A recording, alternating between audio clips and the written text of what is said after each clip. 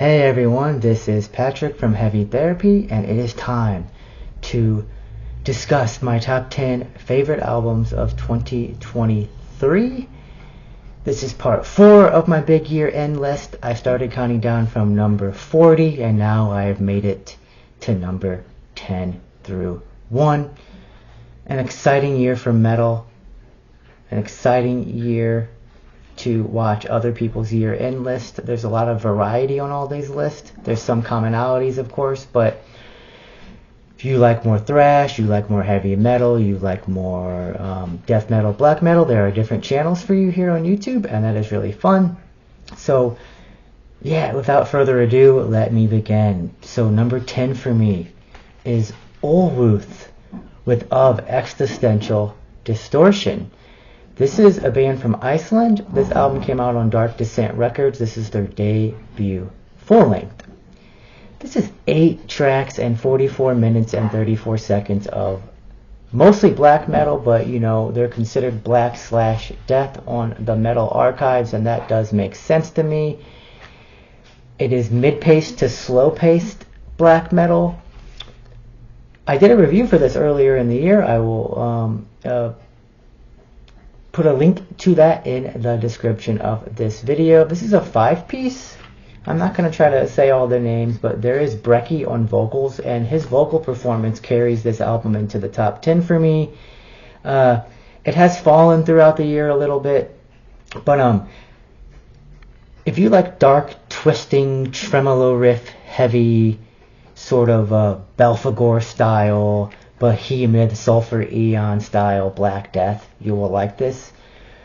Sometimes it does sound a bit more sludgy, a bit more, sludgy metal, but it's mostly a black metal album, Black Death album. So my favorite tracks are going to be track 1, Where Strange Lights Dance, and then I really like the last two tracks as well, An Elegy to a Paradise Out of Reach and Leviathan Dreams. The middle section gets a little, just a little bit of a slowdown for me on this album. But this album has stayed pretty high, as you see, number 10 for me. That is Olruth with Of Existential Distortion out on Dark Descent Records. So number 9 is actually an album that has fallen for me, especially on this last listen to see where it was going to fall. This is Altar with Helionomicon out on 20 Buck Spin on February 17th. Altar put out 2 albums on the same day. They play a black/death metal style of music, and they have members from Oakland, Alexandria, Virginia, and also Portland, Oregon. This is either their 3rd or 4th LP. It depends on how they both came out on the same day. So this one is 2 tracks. Side A has Helionomicon. Side B has Anthronomicon. They're about 20 minutes each, so the total is 22 tracks, 40 minutes, and 23 seconds of music. And I haven't heard too many people talk about what makes these albums different from one another. So Helionomicon, besides the length, so this is actually a more straightforward sound on these 2 songs. So Helionomicon, they let their ideas breathe more. There's not as many riffs thrown at you. This first track here is a bit more black metal. I don't hear a lot of death metal on this track. Around the 13-minute mark, it sort of slows down a little bit, and they bring in this sort of more clean style picking that they also start the track with, but then it picks right back up, and it's about 17 minutes and 30 seconds of music, and then there's like a 3-minute ambient, dark, weird sounding ambient section that carries the song into track 2. Track 2, Anthronomicon, is more death metal. There's more of a lower pitched vocals here from, I believe, Shelby. Steve does the more like high, sort of a higher sounding, more horrendous sounding vocals. More death metal on here. From the 4-minute and 30-second mark until about the 7-minute and 30-second mark, it gets doomy. So the doomier, if you want Altar to be a bit more doomier. That's where you're going to find it on this release at least. But then it picks right back up, and it actually ends around the 15-minute and 30-second mark, and then but there's about 4 minutes of ambient outro on this. So really like a 32 minutes of music on here that are bookended by 7 to 8 minutes of ambient atmosphere that ends the tracks. Yeah, this is actually more straightforward than what Altar usually gives you. More room to breathe. And yeah, very good. Very, very good album. My number 9 album of 2023. Number 8 is, man, I don't see this on too many lists this year. And to me, well, I'm going to fix that. So, number 8 is Outer Heaven with Infinite Psychic Depths. And this band has been around since 2012, but is only their second full-length album. They give you 11 tracks, 45 minutes of music on this release, and this is out on Relapse Records. Crazy, crazy artwork. I actually just saw this band live. That's where I got this shirt, with the band Horrendous in Philadelphia. Hometown bands playing their hometown venue, Underground Arts. Outer Heaven were extremely heavy. Extremely heavy. One of the heaviest sets I've seen, maybe ever. Austin is an amazing vocalist. He's just vicious. So, yeah, this album is, to me, is some of the hardest riffs of 2023. These songs are memorable and catchy after you listen to them enough times. Just dense, hardcore inspired, but this is a death metal banger. Yeah, just love this album. Favorite tracks probably are going to be, I really like Soul Remnants and Pillars of Dust and Fragmented Suspension. I kind of actually think Rolling Stone DMT, the single, is maybe the weakest track on here, but that's not saying much. It was killer live, by the way, when the song sounds like it's going to end, and then there's like this dark part, and the vocalist is just shouting at you, and then the drums come back in, and then they kind of end with the killer groovier section. It is an amazing, amazing song live. I love Palisade Chambers. That song actually features Alex Jones from Undeath. Yeah, killer album. If you like Undeath, if you like Fulci, if you like really riffy death metal, heavy as hell, check out Outer Heaven, Infinite Psychic Depths. That's actually my number 8 album of 2023. Up next is a band that haven't heard too many people talk about. This is, I'm going to probably butcher how you say the name. This is Chaham with Knots of Abhorrence. This is their debut album on Sentient Ruin Records. Bands from Germany, but they sing about pre-Columbian South American cultures.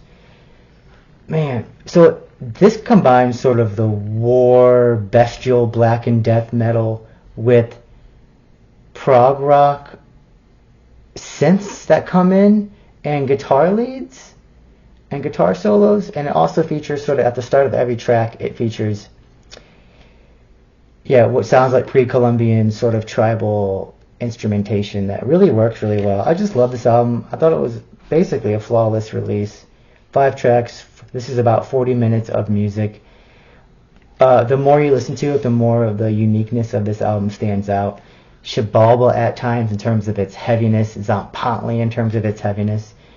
Really great release. This is number 7 for me, 2023.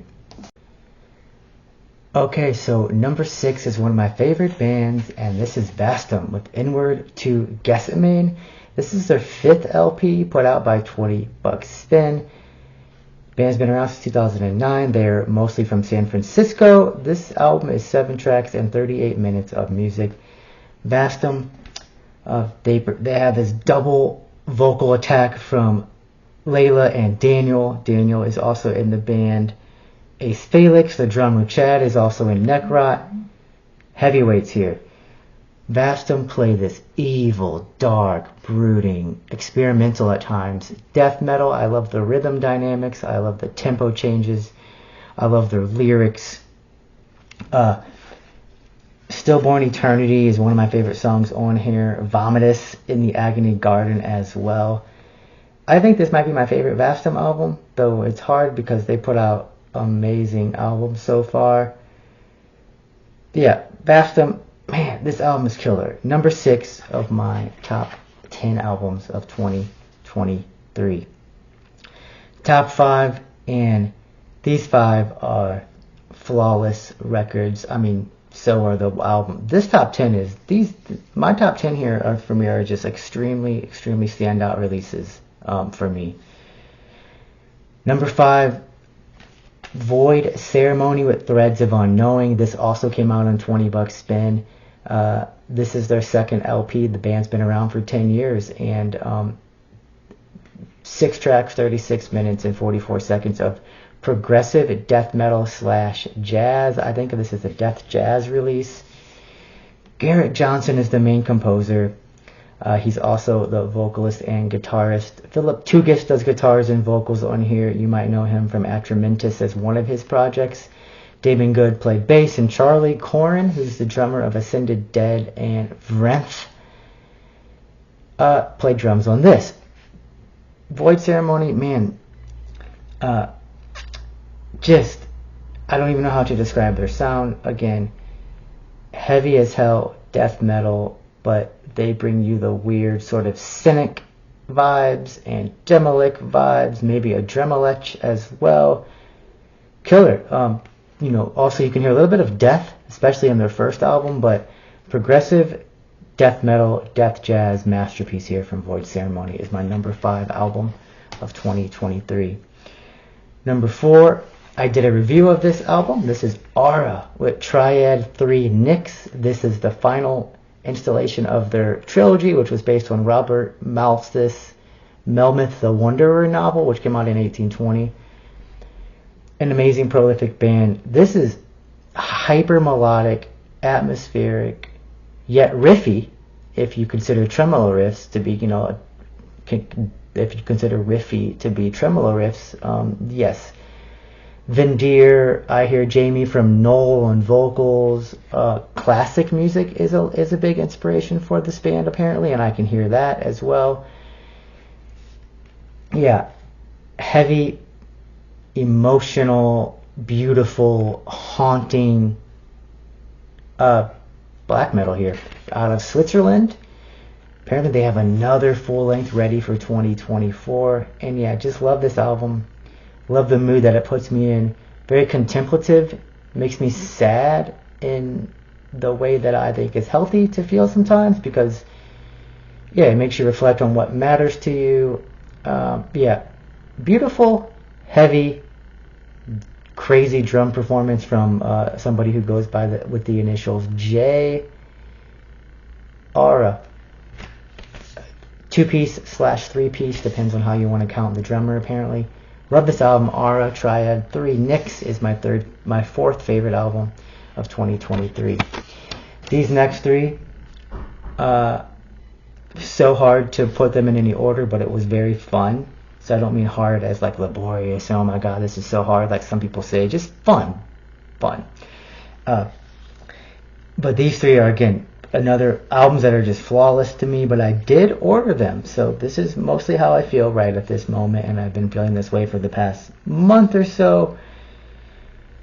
Number 3 is the other Ultar album. This is Anthronomicon, again out on 20 bucks spin on February 17th. This is 8 tracks, 41 minutes of music, and killer technical death metal / black. So yeah, black and death metal, however you want to classify this. Love the guitar riffs, love the vocal. This is unhinged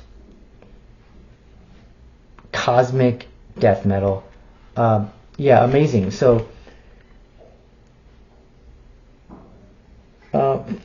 Flesh Propulsion is one of my favorite songs of the year. Track 1 is one of my favorite songs of the year. That track's called Cephalophore.